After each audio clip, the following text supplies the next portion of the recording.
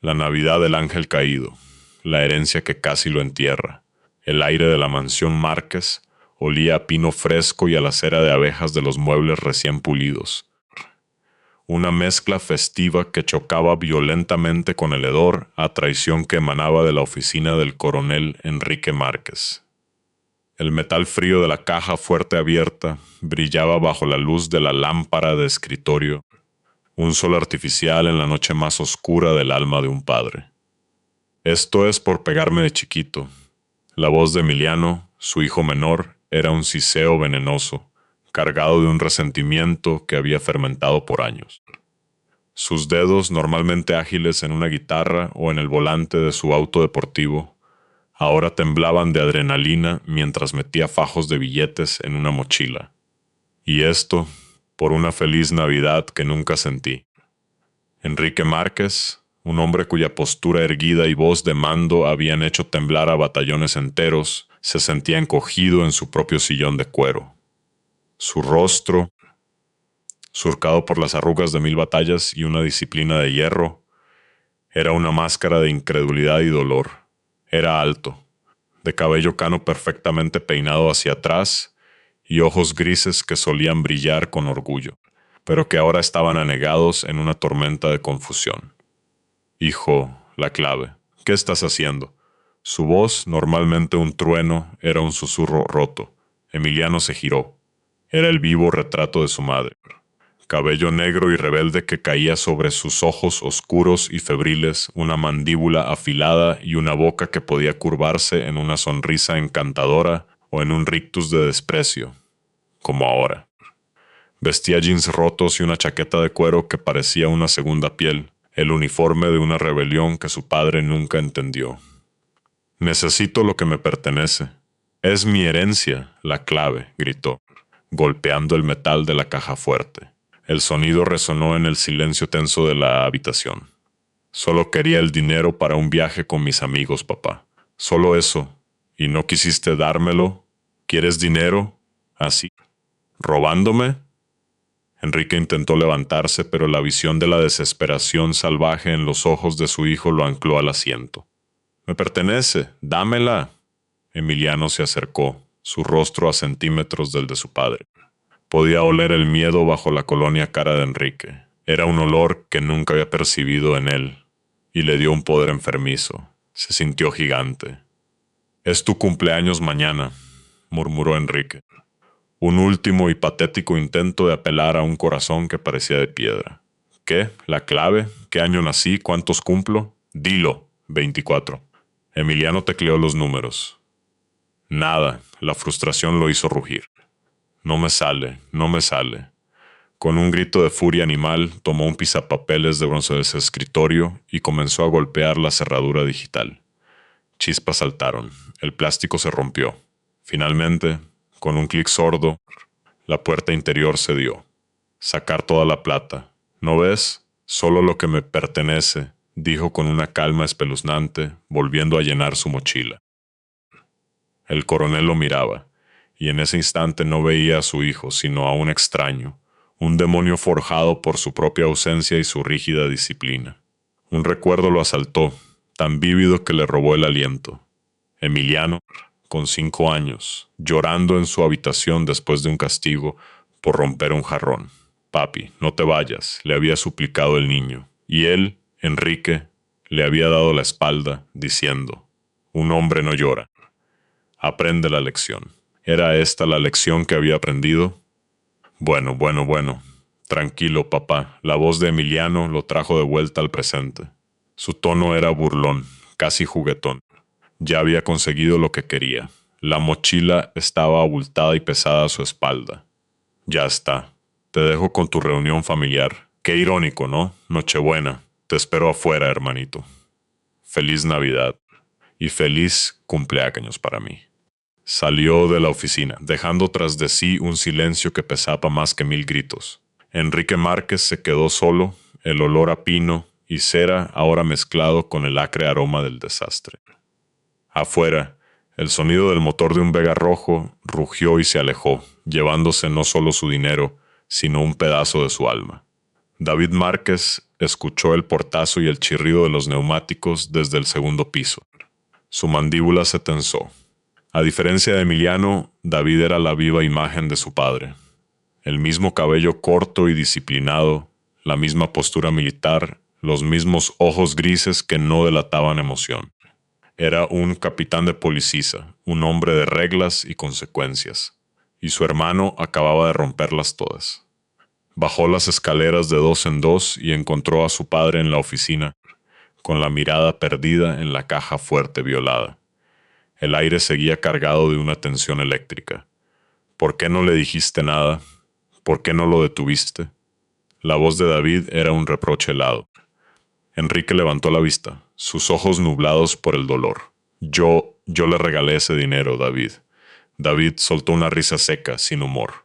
¿Le regalaste el dinero, destrozando la caja fuerte? Papá, por favor. Mejor cámbiate. En 2 horas vamos a cenar, dijo Enrique, su voz recuperando un atisbo de la vieja autoridad, una orden desesperada para restaurar una normalidad que ya no existía. David asintió, pero no se movió. Vio el botón de pánico rojo junto al teléfono del escritorio. Mientras su padre se levantaba y caminaba lentamente hacia la ventana, como un autómata, David tomó el teléfono. Sus dedos marcaron un número interno. Aquí base. Habla el capitán David Márquez, dijo en voz baja pero firme. Contáctenme con tránsito. Quiero que detengan a mi hermano por robo. Vehículo Vega Rojo. Placa IP 3222. Hubo una pausa. Del otro lado de la línea, la operadora respondió. Copiado, coronel. Lo reportaré de volada. David colgó. Una sensación de justicia fría y amarga lo recorrió. Emiliano necesitaba aprender. Si su padre no podía enseñarle, él lo haría. Era su deber. Mientras tanto, en la carretera, el Vega Rojo volaba bajo la noche estrellada. La música a todo volumen ahogaba los pensamientos de Emiliano. A su lado su novia, Valeria, contaba los billetes con ojos brillantes. En el asiento trasero, su mejor amigo, Cristian, y otra pareja reían a carcajadas. «A Cancún, locos. De aquí no vuelvo más», gritó Emiliano, sintiendo una euforia artificial, una libertad comprada con el dolor de su padre. De repente, luces azules y rojas llenaron el espejo retrovisor. Un nudo de hielo se formó en el estómago de Emiliano. Nos detuvieron. Fue tu papá. Tu papá llamó a la policía. El pánico en la voz de Valeria era agudo como un cuchillo. Tranquilos, es solo un policía de tránsito, dijo Emiliano, tratando de sonar más seguro de lo que se sentía. Un oficial corpulento se acercó a la ventana. Su rostro era una máscara de severidad. Se puede saber por qué la prisa, señores. Agente, no sabía que iba tan rápido. Disculpe. Documentos, por favor. La mano de Emiliano temblaba mientras buscaba la guantera. El oficial lo miraba fijamente.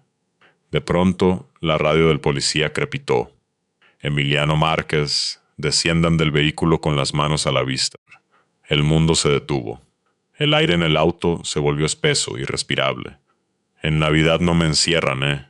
Yo no vuelvo, gritó Cristian desde atrás. Agente, debe haber un malentendido, balbuceó Emiliano. El oficial levantó la radio a su boca. Central, reconfirmen. Tengo el Vega Rojo a la vista. En la mansión Márquez, Enrique estaba de pie frente al enorme árbol de Navidad. Las luces parpadeantes se reflejaban en sus ojos húmedos. A su lado, David observaba con una expresión indescifrable. El teléfono de la casa sonó. Gabriel, el mayordomo, contestó y se lo pasó al coronel. Enrique escuchó, su rostro una mezcla de angustia y resolución. Negativo, reténganlos, dijo primero, su voz dura. Pero entonces una imagen inundó su mente, la de su esposa Elena en su lecho de muerte. Cuida de nuestros niños, Enrique, le había susurrado, especialmente de Emi. Él tiene mi corazón, pero necesita tu fuerza. El corazón del coronel se partió en dos. No, susurró al teléfono, su voz quebrada. Repito, el vehículo y el civil pueden retirarse. Déjenlo ir. En la carretera, el oficial bajó la radio, su expresión confundida. Copiado, dijo. Tenga sus documentos. Disculpen el malentendido. Pueden retirarse. Feliz Navidad. Emiliano no podía creerlo. Tomó los papeles con mano temblorosa. Mientras aceleraba, vio por el retrovisor al oficial, una silueta solitaria bajo las luces parpadeantes de la patrulla. ¡Feliz Navidad! ¡Idiota!, gritó Christian, sacando la cabeza por la ventana. Todos en el auto estallaron en risas histéricas, una mezcla de alivio y adrenalina. Emiliano también rió, pero su risa sonaba hueca en sus propios oídos. Por un segundo, en la oscuridad de la carretera, sintió un vacío tan grande y frío como el universo. Pero lo ahogó con más velocidad, más música, más negación. Se dirigía hacia la libertad, o eso creía. En realidad, volaba directo hacia el abismo. En la mansión, la cena de Nochebuena estaba servida en un silencio sepulcral. 3 platos. Uno para el coronel, uno para David y uno para Emiliano, que permanecía intacto, un monumento helado a una familia rota. El mayordomo, un hombre leal que había visto crecer a los 2 muchachos, se acercó con discreción. El joven Emiliano no vendrá. ¿Puedo retirar su plato? Enrique levantó la mano, deteniéndolo. Aún no es medianoche, dijo, su voz cargada de una fe irracional. David bufó, el sonido cortante en la quietud del comedor. ¿Acaso piensas esperar hasta la próxima Navidad? ¿Hasta cuándo? Hasta que regrese. David se levantó bruscamente, la silla raspando el suelo de mármol. Conmigo sí la disciplina, ¿verdad? Conmigo sí las reglas, pero él puede hacer lo que le dé la gana. Y sirviendo platos en una mesa donde nadie va a comer. Solo córtate ese cabello, David. Guarda el rango que tienes y la disciplina que yo te he enseñado, replicó el coronel, sus palabras sonando vacías incluso para él. David lo miró, una mezcla de furia y lástima en sus ojos. Sin decir más, se dio la vuelta y se fue, dejando a su padre solo con la silla vacía de su hijo pródigo y el eco de una Navidad destrozada. La fiesta era un torbellino de luces de neón, música electrónica y sudor. El bar clandestino hervía de gente, cuerpos anónimos, buscando olvidar algo en el fondo de una botella. Emiliano era el rey de la noche. 2 botellas más de lo que estén tomando todos, gritó por encima de la música, lanzando un fajo de billetes a la barra. Se sentía invencible, un dios de la generosidad momentánea. Valeria se pegó a él, sus labios rojos susurrándole al oído. ¿Y si no nos vamos de viaje? ¿Si nos quedamos aquí? Emiliano frunció el ceño. ¿Qué dices? Quiero escaparme de aquí, de mi supuesta familia y sus mentiras.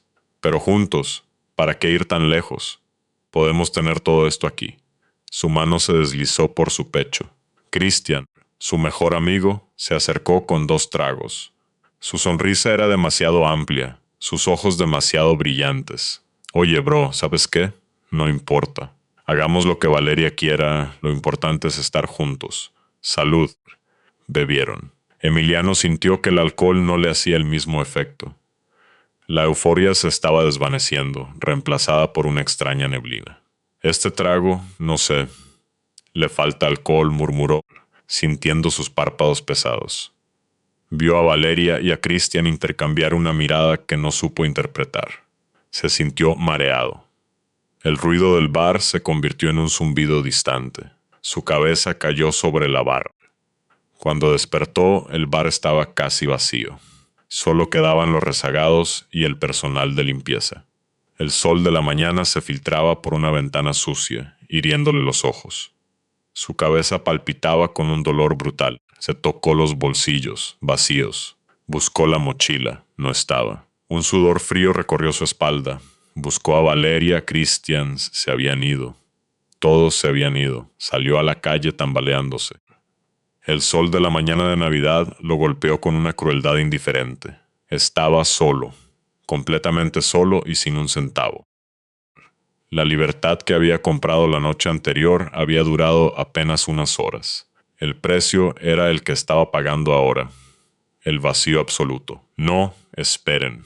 No estaba completamente solo.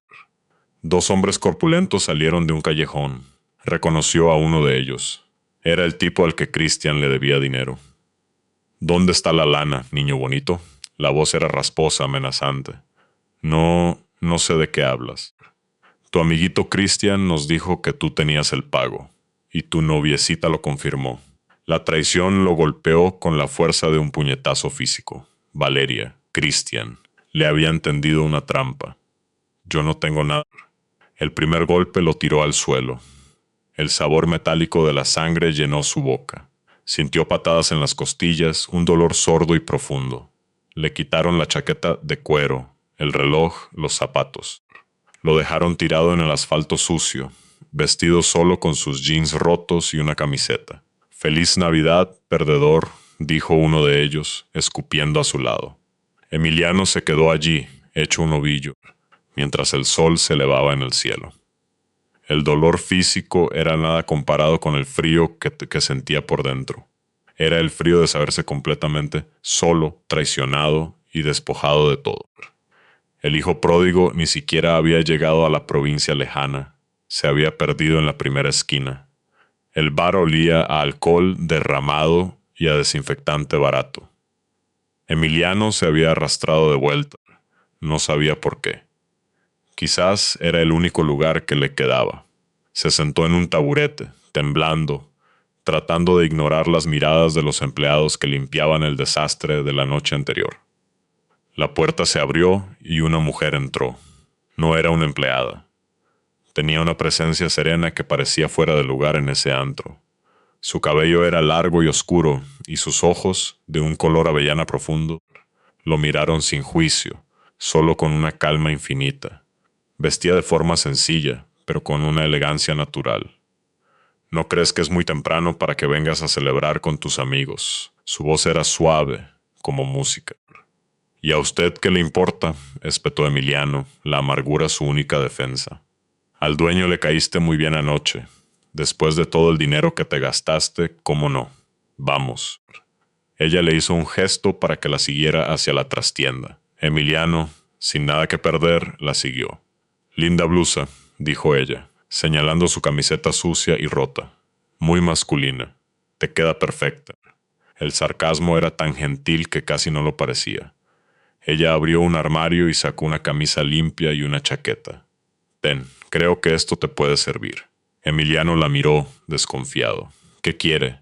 «Por ahora, que te tomes esto». Le ofreció un vaso humeante. No era café. Olía a canela y chocolate. «¿Qué sentido tiene tomar chocolate en un bar?» «El mismo sentido que hace que tú estés aquí ahora», respondió ella con una pequeña sonrisa. «Ahora cuéntame qué pasó». Algo en su mirada lo desarmó. La fachada de chico rudo se desmoronó y la historia salió a borbotones. El robo, la fiesta, la traición, la golpiza. Lo contó todo con la voz quebrada por la autocompasión y la rabia. Cuando terminó, ella simplemente asintió. «Tus amigos te chingaron. La sorpresa. ¿Y ahora qué sigue?» «Nada.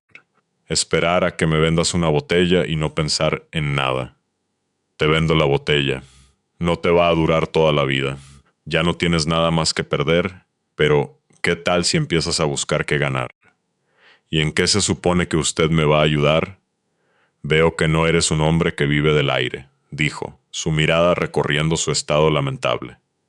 «Claramente no tienes dónde vivir, ni ropa, ni un trabajo. Si estás de acuerdo, te ofrezco estadía en mi casa y te ayudaré a conseguir un trabajo». Emiliano la miró, estupefacto. «¿Para qué ayudar a alguien como yo? Ni siquiera me conoce. Yo solo veo a un niño molesto». «Nada más», dijo, y luego guiñó un ojo. «Lo viste por la chocolatada, ¿no? Termínatela. Por cierto, soy Cielo». El nombre le pareció absurdamente apropiado. Salió del bar con ella. La luz del día ya no parecía tan hostil. Caminaron por calles que Emiliano nunca había notado. Barrios humildes pero limpios, con macetas de geranios en las ventanas. Llegaron a una pequeña casa pintada de azul. La puerta se abrió antes de que Cielo pudiera tocar. Una joven estaba en el umbral. Era más joven que Cielo, quizás de su misma edad, con una trenza larga y negra y unos ojos tan oscuros y profundos como un pozo. «Llegamos», dijo Cielo. «Ella es Alma», floreció, dijo Alma, mirando una maceta junto a la puerta donde un capullo se había abierto. Su voz era clara y melódica. Luego sus ojos se posaron en Emiliano. Se va a quedar un tiempo con nosotras. Es nuestro amigo. ¿Ya le dijiste que hay reglas?, preguntó Alma, su expresión seria. No, esa parte te la dejé a ti. Alma miró a Emiliano de arriba abajo. Estás bien golpeado. No entiendo por qué se hacen eso aquí. Emiliano no supo qué responder. Te voy a calentar a un poco de agua para que tomes una ducha. La necesitas, dijo Cielo, desapareciendo dentro de la casa. Alma se quedó mirándolo. Antes de que te pongas cómodo, debes saber las reglas de la casa. Número 1, no decir mentiras. Nunca, ni una solita. Número 2, tener trabajo. Número 3, no entrar con los zapatos sucios a casa. Emiliano miró sus pies descalzos y sucios. Lo siento. Que sea la última vez, dijo Alma, pero había un atisbo de sonrisa en sus labios. Le tendió un par de sandalias limpias. El baño ya está listo. Al fondo a la derecha. Bajo el agua caliente, Emiliano sintió como si se estuviera desprendiendo de una piel vieja y sucia. No era solo la mugre de la calle, era la suciedad de la traición, del orgullo, del egoísmo. Por primera vez en 24 horas se sintió seguro. No entendía quiénes eran esas mujeres, pero en su presencia el ruido del mundo parecía apagarse. Eran un refugio, un milagro de Navidad que no merecía y no podía comprender. Al día siguiente, Cielo lo llevó a las afueras de la ciudad, a un lugar que parecía la antesala del infierno, un gigantesco depósito de chatarra. Montañas de metal oxidado se alzaban hacia el cielo gris. El aire olía a aceite quemado y a óxido. Un hombre salió de una casucha. Era bajo, fornido, con una cara curtida por el sol y la mugre. Sus ojos eran dos pequeñas cuentas desconfiadas. Jaime, te traigo un amigo que necesita trabajo, dijo Cielo con su calma habitual. Jaime escupió en el suelo. ¿Y qué se supone que va a hacer aquí? ¿Modelar la chatarra? Reciclar. Clasificar, desmantelar, compactar, lo que sea necesario, $1.50 la hora, y no le pienso dar trabajo, gruñó Jaime. Jaime, tú me debes una, y lo sabes perfectamente. La voz de Cielo, aunque suave, tenía un filo de acero. No hagas esto más grande. El hombre la miró fijamente, una batalla silenciosa se libró entre ellos. Finalmente suspiró. Está bien, pero no tendré piedad. Exactamente eso es lo que quiero, sonrió Cielo. Mañana, 7 a Memo, 5 a Memo, corrigió Jaime con malicia. Y si llega tarde, le quito la mitad de su sueldo. En el camino de regreso, Emiliano estaba en silencio. Definitivamente no es amigo tuyo. No, no lo es, respondió Cielo simplemente. Y así comenzaron los días más largos y duros de la vida de Emiliano. El trabajo era brutal. Sus manos, acostumbradas a la suavidad, se llenaron de ampollas que luego se convirtieron en callos. Su espalda era un nudo de dolor constante. Jaime era un capataz implacable, siempre gritando, siempre exigiendo más. Aquí no hay descanso. Aquí se trabaja hasta la noche, le gritó el primer día, cuando Emiliano preguntó por la hora del almuerzo. Necesito que completes 200 kilos diarios. Si no, estás fuera. Cada noche.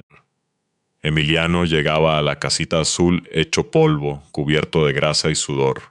Pero siempre al entrar, Alma lo esperaba en la puerta para asegurarse de que dejara los zapatos de trabajo afuera. Y siempre, Cielo tenía un plato de comida caliente esperándolo. Comían en silencio o hablaban de cosas triviales. Nunca le preguntaban por su pasado. Era como si su vida hubiera comenzado el día que cruzó su umbral. Una noche, mientras intentaba limpiar el barro reseco de sus botas de trabajo, se frustró. No sale. Este maldito barro se pega más. Alma se acercó. Eres más torpe de lo que creía. Aún no entiendes. Asegúrate de que el barro queda fuera antes de entrar. Emiliano la miró, irritado, pero luego comprendió. No hablaban solo de los zapatos. Poco a poco, algo comenzó a cambiar dentro de él. El trabajo agotador vaciaba su mente de pensamientos venenosos. La rutina simple de trabajar, comer y dormir lo estaba anclando. Un día, Alma le dio una pequeña maceta con un brote verde. Toma, tienes que cuidarla. Regarla, limpiarla, hablar con ella, escucharla. ¿No quieres que le ponga un nombre también? Ya tiene, respondió Alma con total seriedad. Emiliano cuidó de la planta con una dedicación que lo sorprendió a sí mismo. Le recordaba al jardín de su madre. Una tarde, mientras la regaba, le contó a Cielo sobre él. Tenía un jardín inmenso. Traía flores de todas partes. Era como un arcoíris sobre la tierra. Me gustaría conocerlo. Ya no está. Se marchitó desde que ella se fue, dijo, y por primera vez pronunció la palabra. Murió. Cielo lo miró con compasión. ¿Cómo lo sabes? Porque ella nunca abandonaría sus flores. Esa noche no pudo dormir. Se sentó en la pequeña sala, la luz de la luna bañando la habitación. Cielo salió de su cuarto y se sentó a su lado. El silencio entre ellos era cómodo, íntimo. ¿Por qué me dejaste entrar a tu casa?, preguntó Emiliano en un susurro. Conocías mi oscuridad, lo que viste en el bar. ¿No te daba miedo que les pudiera hacer algo malo? No, respondió Cielo, su voz apenas audible. Y la razón te la dije el otro día. Esto no es casualidad, ¿cierto? Emiliano la miró. Sus ojos reflejaban la luz de la luna. Eran tan profundos, tan llenos de una paz que él anhelaba desesperadamente. Se inclinó y la besó. Fue un beso suave, lleno de gratitud y una necesidad abrumadora. Cielo no lo rechazó, pero cuando se separaron, puso una mano en su pecho. No hagas esto, por favor. ¿Por qué? Porque primero tienes que sanar. De aquí, dijo, tocando suavemente su sien. La vergüenza lo inundó. Tenía razón. Estaba tratando de llenar su vacío con ella, igual que había intentado llenarlo con dinero y fiestas. Al día siguiente, en el depósito de chatarra, Jaime estaba de un humor particularmente infernal. ¿Qué pasa? ¿No has conseguido juntar nada en casi todo el día? Eres un mediocre. Ni siquiera para este trabajo sirves. Las palabras lo golpearon como piedras. Todo el progreso que sentía haber hecho se desvaneció. La vieja ira, el viejo orgullo herido, resurgió con una fuerza volcánica. Te dije que me voy a quedar hasta más tarde, gritó Emiliano, su voz ronca de furia. Lo vas a hacer porque este es el lugar al que perteneces, porque eres una chatarra, una basura, nadie te quiere, das lástima. Emiliano explotó. Tomó una barra de hierro y la estrelló contra una pila de motores viejos. El ruido fue ensordecedor. Se abalanzó sobre Jaime, pero dos trabajadores lo sujetaron. Estás despedido, rugió Jaime, su rostro rojo de ira. Emiliano caminó de regreso a la casa azul. No corrió. Caminó lentamente, cada paso una sentencia de muerte. El sol se estaba poniendo, tiñendo el cielo de colores sangrientos. Cuando llegó, Alma y Cielo estaban en el porche, como si lo hubieran estado esperando. Jaime me despidió, mintió, la palabra saliendo de su boca antes de poder detenerla. Tuvo un mal día. Mañana se le pasará. Alma lo miró y en sus ojos oscuros vio un abismo de decepción. Rompiste la última regla, dijo ella, su voz sin emoción. Mentiroso. El corazón de Emiliano se detuvo. No, yo lo puedo arreglar. Debes irte, dijo Cielo y su voz, que siempre había sido un bálsamo, ahora era una cuchilla. No, por favor, no me dejen. Estoy enojado conmigo mismo por arruinarlo todo, pero puedo arreglarlo, lo juro. Sí, lo puedes arreglar, dijo Cielo, dando un paso atrás. Pero para eso tenías que perdernos a nosotras. Había reglas y no las cumpliste. Y nosotras también teníamos reglas, y yo casi rompo una por ti. La puerta azul se cerró en su cara. El sonido del cerrojo fue el más solitario que había escuchado en su vida. Cielo. Alma, déjenme entrar, golpeó la puerta con los puños hasta que le sangraron los nudillos. Un vecino salió. ¿Qué escándalo es ese? Aquí no vive nadie. Sí, viven aquí, Cielo y Alma. Son mi familia. Muchacho, esa casa ha estado vacía por 6 meses. No logro rentarla. Emiliano se quedó helado. Miró la casa. De repente, la pintura azul parecía descolorida. Las ventanas estaban cubiertas de polvo. La maceta donde había florecido la flor de Alma estaba seca, la planta muerta. ¿Se había vuelto loco? ¿Había imaginado todo? ¿O eran ellas algo más? Ángeles, quizás. Ángeles que había ahuyentado con su propia estupidez, con su propia basura. Cayó de rodillas en la acera y por primera vez desde que era un niño lloró. Lloró por todo lo que había perdido.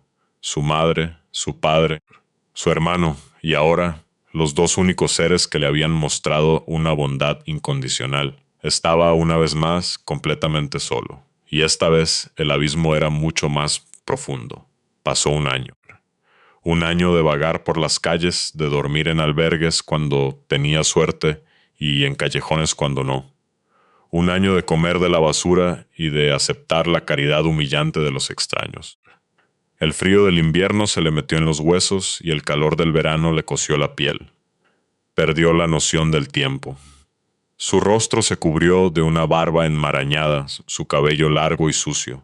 Era un fantasma, una sombra entre la multitud. Se encontró viviendo en un vertedero a las afueras de la ciudad. El olor a podredumbre era constante, una metáfora perfecta de su vida. Estaba rodeado de la chatarra de otras personas, sintiéndose él mismo como el peor de los desechos. Una noche, mientras una lluvia helada lo calaba hasta los huesos, encontró un trozo de espejo roto. Vio su reflejo. No reconoció al hombre que le devolvía la mirada. Sus ojos estaban hundidos, vacíos. Eran los ojos de un muerto en vida. Y entonces, en medio de la basura y la desesperación, recordó todo. Las palabras de cielo, empieza a buscar qué ganar.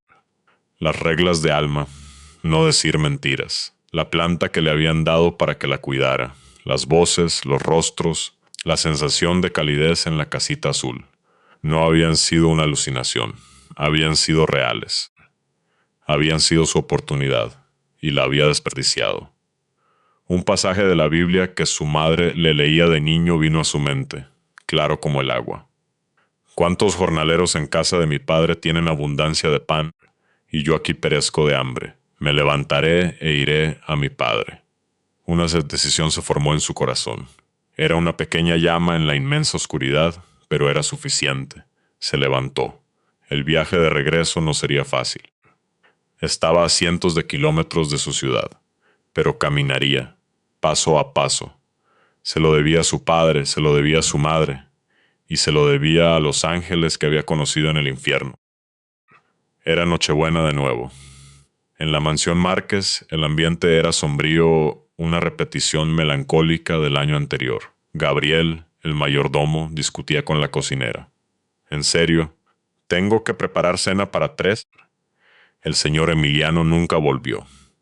Son las órdenes del coronel, respondió ella encogiéndose de hombros. David llegó tarde, su uniforme impecable, su rostro cansado. Su padre lo esperaba en la sala. Enrique Márquez había envejecido 10 años en uno. Su disciplina se mantenía, pero sus ojos grises habían perdido su brillo. Gabriel llamó. Dijo que terminarías la prueba con los cadetes y llegarías para la cena, dijo el coronel, su voz monótona. Sí, señor, es un buen muchacho, Gabriel, lo sé. Tengo 2 hijos maravillosos, dijo Enrique, y su mirada se perdió en las luces del árbol. No pierdo la esperanza. Afuera, en la puerta principal, una figura andrajosa dudaba. Emiliano había llegado. Le había tomado semanas pidiendo aventones, caminando, trabajando por un plato de comida. Estaba sucio, apestaba y el miedo lo paralizaba. ¿Y si su padre lo echaba? ¿Y si David llamaba a la policía de nuevo? Respiró hondo y empujó la pesada puerta de hierro. Estaba abierta. Entró en el jardín de su madre. A pesar del descuido, algunas rosas aún luchaban por florecer. Enrique estaba junto a la ventana cuando lo vio. Al principio, pensó que era un vagabundo que se había colado, pero entonces la figura levantó la cabeza. Y a través de la barba y la suciedad, Enrique reconoció los ojos de su hijo, los ojos de Elena. El corazón del coronel, que había estado congelado durante un año, se incendió. La disciplina, el rango, el orgullo, todo se hizo añicos. Salió corriendo de la casa sin importarle la lluvia fina que comenzaba a caer. Emiliano lo vio venir y se preparó para el grito, para el golpe, para el rechazo. En cambio, sintió los brazos de su padre rodeándolo con una fuerza desesperada. Sintió las lágrimas calientes de Enrique en su cabello sucio. Padre, he pecado contra el cielo y contra ti. Ya no soy digno de ser llamado tu hijo. Hazme como a uno de tus jornaleros, sollozó Emiliano. Las palabras del hijo pródigo saliendo de sus labios como una oración aprendida de memoria. Calla, hijo, calla. La voz de Enrique era un trueno de amor. Gabriel. Gabriel, prepara la mejor ropa. Calienta la comida, busca las mejores sandalias, porque mi hijo que estaba perdido ha regresado a casa. Justo en ese momento el auto de David entró por la puerta. Vio la escena, su padre, el coronel, abrazando a un vagabundo. Luego, la verdad lo golpeó como un rayo. Era Emiliano. La sangre le hirvió en las venas. Salió del auto de un portazo. ¿Qué haces aquí?, espetó, su voz llena de veneno. Arruinaste nuestras vidas durante un año y ahora regresas como si nada. David, por favor, suplicó el padre. Lo siento, estaba perdido, murmuró Emiliano, sin atreverse a mirar a su hermano. Pues así debiste quedarte, gritó David, y se dio la vuelta para irse. Enrique soltó a Emiliano y corrió tras su hijo mayor. Lo agarró del brazo. ¿Acaso no lo ves? Arruinó nuestras vidas y tú lo recibes como si nada. ¿Por qué? Porque es mi hijo, y yo también lo soy. Yo me esforcé por honrarte, y ahora lo recibes a él como un príncipe. Enrique tomó el rostro de David entre sus manos. Escúchame, siempre has estado a mi lado, siempre. Todo lo que tengo es tuyo, pero tu hermano tenía que perderse, irse, morir para vivir de nuevo. Tenía que caer para valorar todo lo que tú ya valoras. Las palabras del padre, llenas de una sabiduría nacida del dolor, finalmente atravesaron la coraza de David. Miró por encima del hombro de su padre a Emiliano, que estaba de pie bajo la lluvia, temblando, una figura patética y rota.